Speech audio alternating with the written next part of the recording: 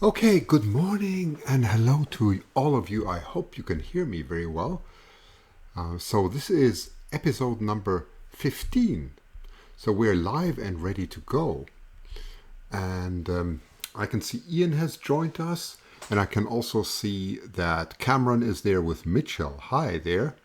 And I'm very glad to have an 8-year-old here who's very interested in astronomy. That's absolutely fantastic. So, just give me a quick feedback if you can all hear me. Just say yes, I can, then I know. Because sometimes this is a live session and I'm not quite sure whether things always work out the way they do. Anyway, I will proceed. I'm just on the weather page here, just scrolling up and down the weather, and you can see this is what our telescopes look like. This is what I wanted to show Mitchell very quickly. So we have this huge roof in Australia, and underneath there are quite a number of telescopes. You can see about 10 to 15 telescopes there. Yes, loud and clear, says Ian. That's great. Very good. Excellent. So we have good reception. You can hear Cameron. That's very good.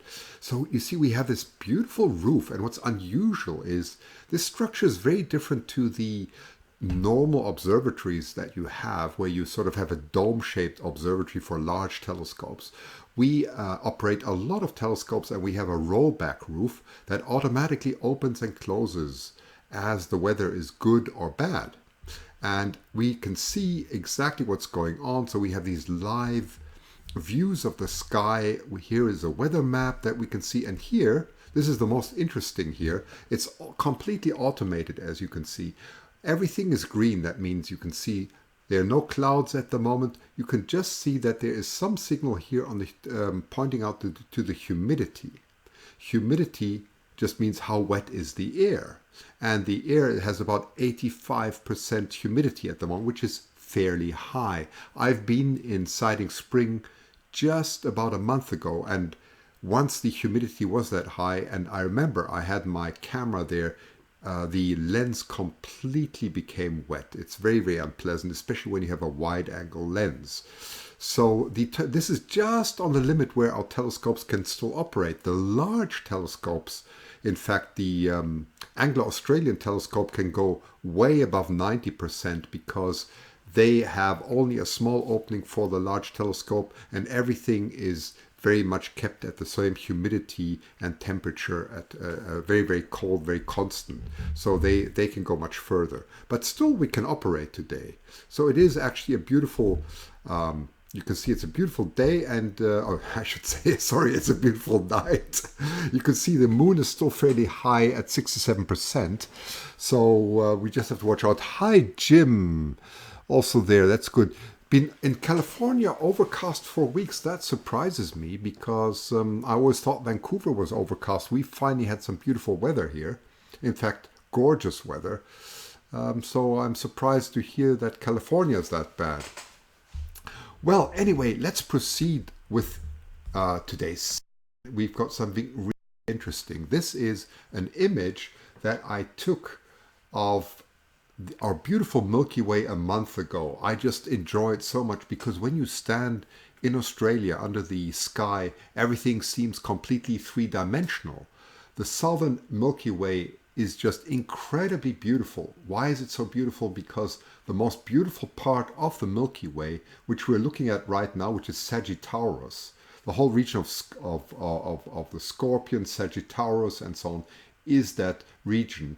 And that is also the region where actually our galactic center is pointing to. So you can see on the left, I don't know if you can see that, I'm just going to put an arrow here so you can see that, is pointing to what we call the teapot. It's called the teapot. That's a constellation of stars that looks like a teapot. It's really funny, isn't it? And you can see the top here looks like the handle of the teapot if you look very carefully. And that here, that here is in fact the kettle, and you can see some stars there on the side. I'm just going to point there, and that's the steam coming out of the kettle. Really, really funny. That's why it's called the teapot. A really curious term. But the teapot is used to navigate to navigate closely to the galactic center, and the galactic center is there where the steam is in fact boiling. So the galactic center, and that's where a big black hole lies, is right there where I'm pointing to now. If I expand the map, you will see this much better. This is an expansion of the map, and there's the teapot, as you can see very, very clear now. The teapot on the left side, and you can see there's a small red dot above the galactic center. It's just where the eye is of the word galactic. That is where the black hole, or the center of our own Milky Way, is, our own galaxy is located. And today's object is in the vicinity, not of the black hole, but it is in the vicinity of the map. So I'm just going to jump back once again to the larger map and bring my arrow back. We are looking somewhere in this region here, around this region, and there's a very curious galaxy in that region. Let me just bring the arrow over. 1 second. I just forgot to move the arrow. Here we go. Now you can see it. And in that region, that's our first curious object. Now you would say, well, what is a curious object? What is the definition of a curious object? A curious object is something that has some extraordinary features. And however, I found out that every time I talk to you about something interesting, every object seems to be curious, because when you start reading scientific papers, and I can tell you, even with my physics background, it often takes me a long time to absorb the essence of some of these papers. And one of these papers I have read for the session deals exactly with a certain very, very curious object. And that object has a designation called NGC, which is for the galactic, that is the catalog, and it is called NGC 6907. Okay, that doesn't tell you anything, right? So what? It's 6907, that's just a number, but there's a lot behind there. And I will give you a little bit of history, but let's first go and jump to the telescope and see if we can't get a live picture of this galaxy. So before we go into, let me just point the arrow away, go back to the live view again, and go back to the telescope. Here we go. And so we're taking T31, and you can see the image right on top. That's T31. I think that's at least half a meter dish, fairly large. So it's a huge, huge light bucket we have. And what I do then is I just type the coordinates in here. You can see that I typed it in NGC 6907 or 6908. It doesn't matter, because it's actually, for us, it looks like one object, but I'll go into details. So what I do then is I just press get coordinates, and then the system does it automatically. It gets the coordinates, and then I can start running this, which I did before already, and I can show you actually the result straight away. So if I then go to system status and preview last image, and let's have a look at the last image, and there in the center it is. That is the curious object. You say, oh my goodness, this looks small. What is going on? I thought I'm going to see a huge, beautiful object here. Well, this object, and if my calculation is correct, I couldn't find the exact distance, seems to be somewhere around 150 million light years away. 150 million light years. If I understand the scientific paper correctly, and I just did some quick calculations this morning, that's what it translates to in light years. So whatever that means is, we see what has happened 150 million years ago. That is what we're seeing at the moment. The further we look back into the universe, the further we're looking back in time, which makes it really interesting. So that is why this object looks rather small. Now, what I find really, really curious about this object is there's a very, very famous astronomer, and his name is Herschel. And I just have to look up the dates. Yes, it was in 1864. In 1864, Herschel was looking at, and he was a remarkable astronomer. He was looking at this object with his telescope. And now remember, at that time, they didn't have any cameras or so. This was all done by the eye. And he said, this looks like two non-stellar extended objects and he gave them, because they're two objects, and you would say, why? I see only one object. But he was quite remarkable, because when he looked carefully, he saw that the galaxy actually contains a very bright part of it, and it looks like another object. And that was an excellent observation. It shows how incredibly astute he was. And so he gave it two designations. He gave it NGC 6907 and 6908 without any further comments, and saying, well, these either that is a bright part of a galaxy that belongs to the same galaxy, or it is something different. But it was, since then, 150 years passed. 150 years passed. And it was only in 2007 where a paper was published, and it was called The Curious Case of NGC 6908. So what on earth are they talking about here? And so 150 years later, and that there's so much to look for up there for astronomers, they started looking at this again of Herschel's galaxy that you see here. That looks a little bit like a small snail on the scale, and said, well, what are we actually looking at? Is this one galaxy or is this two galaxies? And I'm going to go through the paper now and just show you what they did. And this is quite remarkable. So you can see now, these are this is the huge Anglo-Australian telescope that they first looked at. And what they do then is they have very advanced instrumentation now. They can look all the way from the very much blue or near ultraviolet all the way to the infrared, which gives them incredible versatility, which they didn't have before. And it turns out to be that it is very important to look at different wavelengths of light. So go all the way from the dark blue all the way to the infrared, which we cannot even see anymore, and to see what if they can actually resolve the object and understand what's going on. And this is the first picture I'm showing you there is done with different wavelengths. So starting on the top left, it is very blue, and as you go down, it goes more into the H alpha, which means it's basically red. Okay, I'm just going to put my arrow there so you can see that. This is the so-called U band there. That's the first one. Now that's more in the blue, or maybe ultraviolet, and this is all the way to the red. Red. And then if we jump to the next, we are now going into the I band, and the I band, if I remember correctly, is somewhere around 850 nanometers, so we cannot even see that anymore. And what's interesting now is look what's happening here. Look, you can clearly see there is a second object, and we're going to resolve that object ourselves by just magnifying in ourselves. We won't get this resolution of this incredible telescope. And this was done with different telescopes, by the way. They used different telescopes, not only the Anglo-Australian telescope, they used another telescope. And you can see why it is so important to look at different wavelengths, because the more in the red you go, the more it becomes clear that other object seems to be something separate.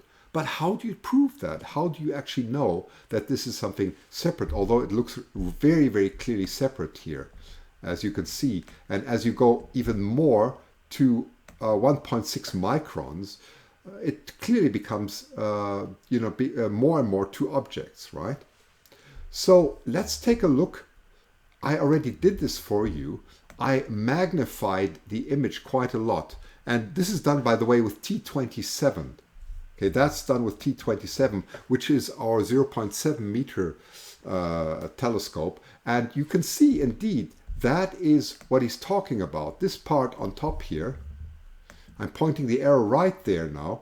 You can see that is the upper part, which is actually seems to be something separate. And that's what I'm going to talk about quickly, which has the designation of NGC 6908. And the other is called 6907. So we can see that there's definitely something different about this. Now, what is interesting is, and let's get back to science now, is they did a detailed analysis here. And this is the beauty about science, what you can actually do. So they took they did spectral analysis here, and they actually measured by looking at the spectra of certain lines. For example, looking at the sulfur lines, you can actually measure the redshift. So you can actually measure the relative velocity of the or the radial velocity of the galaxy, or the what they also call the expansion velocity, because it's if this galaxy is 150 million light years away, you already will notice some significant expansion of the universe there.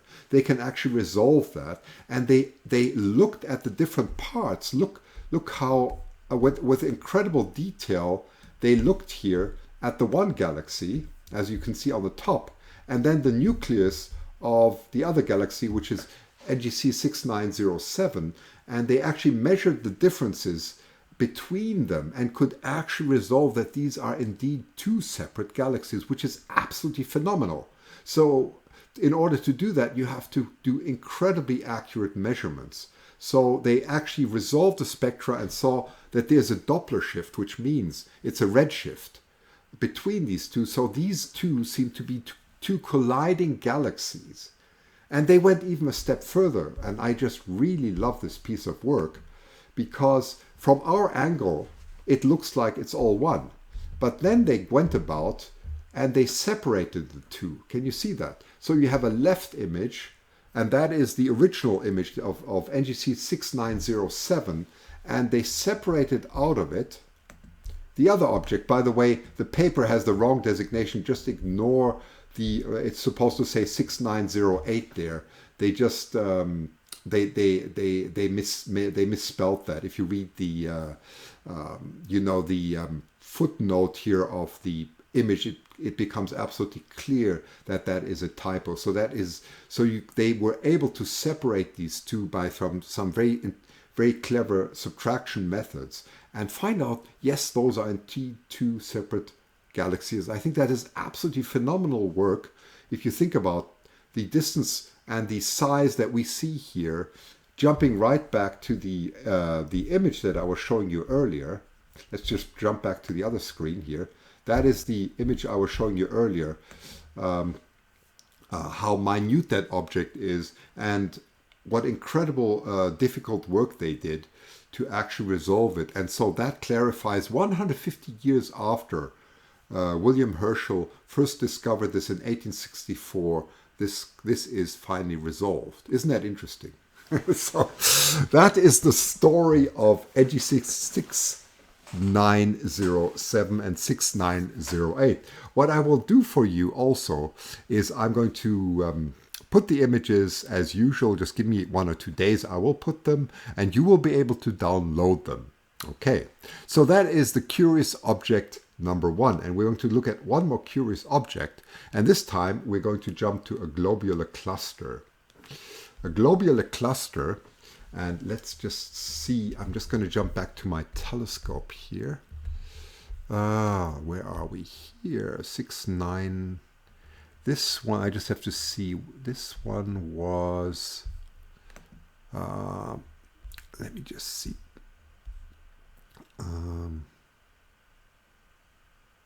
Run image series, that was 6908, and the other one, what the other object was called, let me just get the designation of that. 1 second. That was 5824. 5824. Is that right? 5824. 1 second. Yes, 5824 is correct. Let's get the coordinates quickly of 5824. And there we go. So it says it's fine. It's got the coordinates. And let's take a quick image of 5824. I'm just going to switch off the colors of that quickly and obtain image. Whilst we're doing that, maybe it's interesting for Mitchell quickly to see how we actually obtain. Let me just get rid of these notifications here. What is very interesting is how we actually compile an image. So I'm going to just do it very quickly for those of you who've never seen this before. I'm going to compile the image for 6908, just to show you that this is not fiction, but how this is actually done. So I'm just going to open my software here, and that's called CCD Stack, and I'm just going to quickly import this whilst the telescope is taking the other images. So let me go to 6908, and I'm going to take 3 images, import them very quickly, which I'm doing now. And that's the original beautiful image that we have. I'm just going to see if we can zoom out a little bit. Magnification, let me just see. Here go. Zoom out a little bit, that's better. There it is, there it is. You see, that's a very clear image there of the of 6908. And what I'm going to do is I'm going to stack these 3. Stack means basically to improve the signal to noise ratio. I'm just going to do this quickly for you and then show you the final image, how I actually obtain this. So let's do it. So I'm going to go to process, and then I first have to register them. Register means I have to align 3 images. Why do I have to align them? Because there is minute shift between one image and the other, and if they're not aligned, it's going to look like a picture that is very shaky. So I'm going to align them automatically, which I'm doing now. And there they are, they've been aligned. And I'm going to say, well, they've been what you call registered. So they've gone through all the images, the software has gone through 3 images and has aligned them. And now I'm going to stack them. That's the final thing. Going to combine them into one stack, and that's happening now. And there's the result. And it gives you quite a good signal to noise ratio. So I'm just going to magnify this. And there you go. You get this beautiful result here. Oops. Let me just scroll this up a little bit. And there you can see very, very clearly again, that is the image of 6908. And you can see if that is indeed the one part of the, that is correct. Yes, that is that part. I always have to think it's turned, but that is actually 6908 that we're looking at there. So you can see how quickly we can compile. Nice image, isn't it, Ian? You can see how very quickly it is possible to compile images. So this is a total of 15 minutes, and we get this incredibly detailed image with our with T27. Okay, I took T27 for this because I got up very early this morning at 4 a.m. to do this because I was curious to see if I couldn't get a better picture. So this indeed has a better resolution than T31. You can see it really came out beautiful. And you will get these images, by the way. You can play around with them. That is part of the privilege you get here. So you can enjoy that. Okay, so we've done that. Very nice. Let's jump right back to, let's see, where are we now with the telescope? So here we go. It's exposing for 300 seconds. You can see the status. We're just going to wait now because I want to really show you that this is done live. I don't want to take everything. That's why I want this supposed to be a live show. So let's just wait for this globular cluster. Now, what is curious about this globular cluster is, well, first of all, it's very far away. It's very far away for a globular cluster. Globular clusters are usually located around the halo of our galactic center. And this globular cluster has something very unusual. Globular clusters are clusters of stars that contain very, very old stars. It is surprising that as many globular clusters as we have in our own Milky Way, and there are approximately 150 that we can see, that so little is known about where they come from and how they actually originated. Surprisingly, it surprises, isn't it? But that's the way. If you open Wikipedia, you can read exactly what I'm telling you now. That is rather surprising. And astronomers love to study globular clusters because the stars are very similar very often. Sometimes you find variable stars in there, but they can tell you a lot about the age of the cluster because these stars have been together. They've been in companionship for a long time. And they are their metallic content is studied, and thereby their age. So we know a lot about stars, and that we have found out that globular clusters are indeed the oldest structures that we know in the universe very often, probably older than our own Milky Way. And this is and how they originate, we don't quite know. That's a lot of speculation. And scientists, when you read the paper on on this globular cluster, you will see that they are speculating a lot too. The word speculation is actually really used in that science paper. Okay, so let's see how far we've come. Let's see if we got an image already.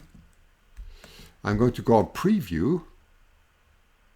And there is a new image. Oh, no, that's still the same. Where are we now? 1 second. Am I doing this correctly? Am I doing this correctly? 5.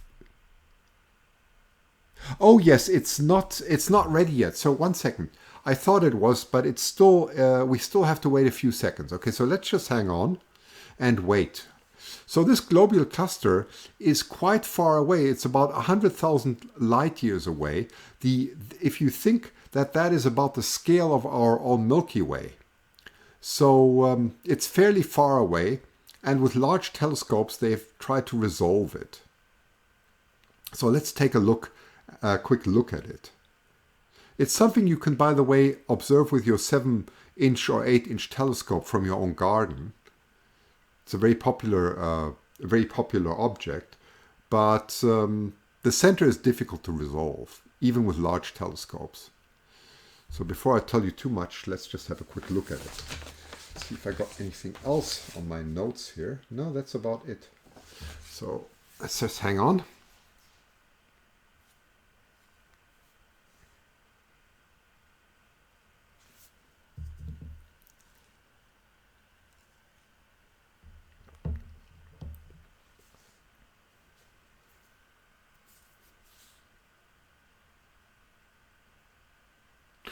It's funny when you broadcast how long 5 minutes can be. There we go. Now it says shutter closed. So what it's doing now, the first image has been completed. 5 minutes have just passed. You can see the CCD is cooled to minus 25 Celsius. There you can say it's saying creating preview image. So we're just waiting. This is all very much live. And there you go. So let's see what the preview image does. Oh, very, very nice indeed. So there you go. That is the globular cluster. Let's see if I can zoom in a little bit more for you. Let's see how we do this. 1 second.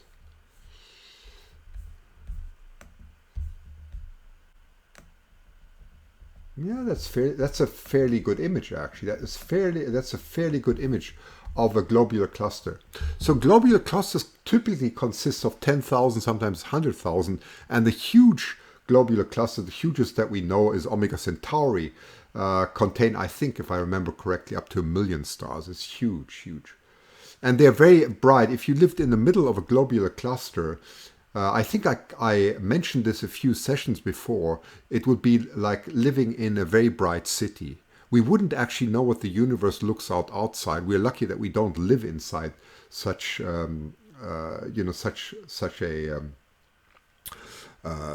what you say, construction or constellation of stars, because we would probably not know what the rest of the universe looks like. But what is notable about this cluster is two things. One is the center is very, very, very dense. So indeed, this object has probably the densest globular cluster structure, and we cannot even resolve it, even with large telescopes. The center is incredibly dense. And then as you go to the outside, it becomes rather loose. And they also found out that the metallic content of the globular cluster is very low, which indicates the metallicity, I think that's what they call it, which indicates that the structure is very old.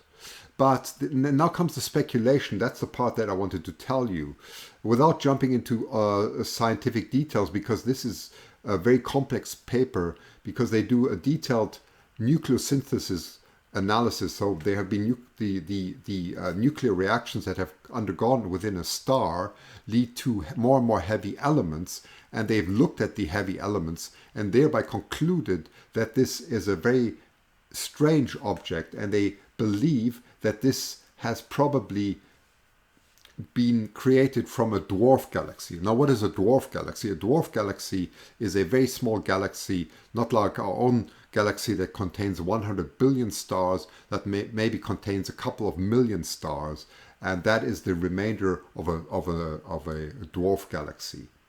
And that is the conclusion, really, without going into a lot of chemical analysis and spectral analysis, that they are speculating that this could have been a dwarf galaxy that ended up in a globular cluster.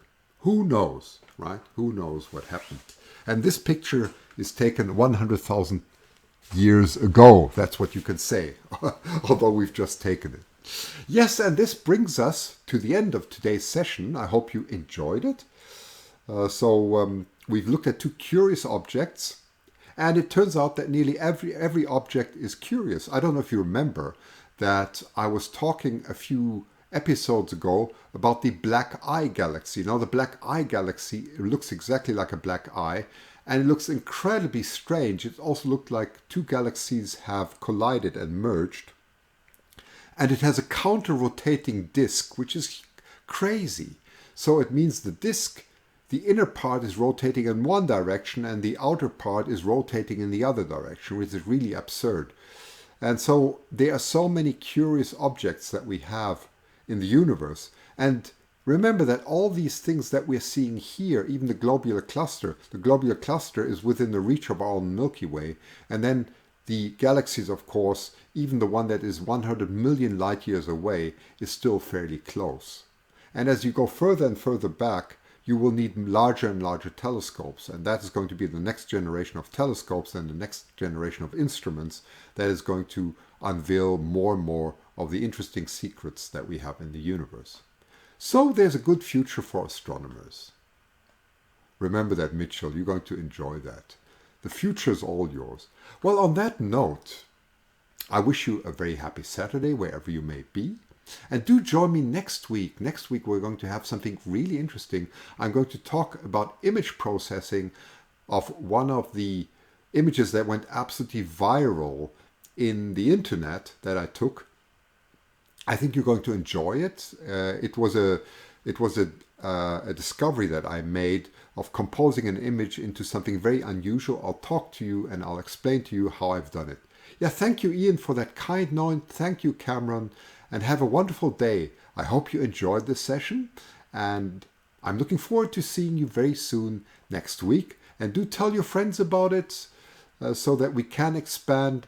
It's great to talk to you all. It's even greater to talk to a big audience, and I think many others would enjoy this very much. Okay, so on that note, I will stop streaming now and wish you all the best. Thank you.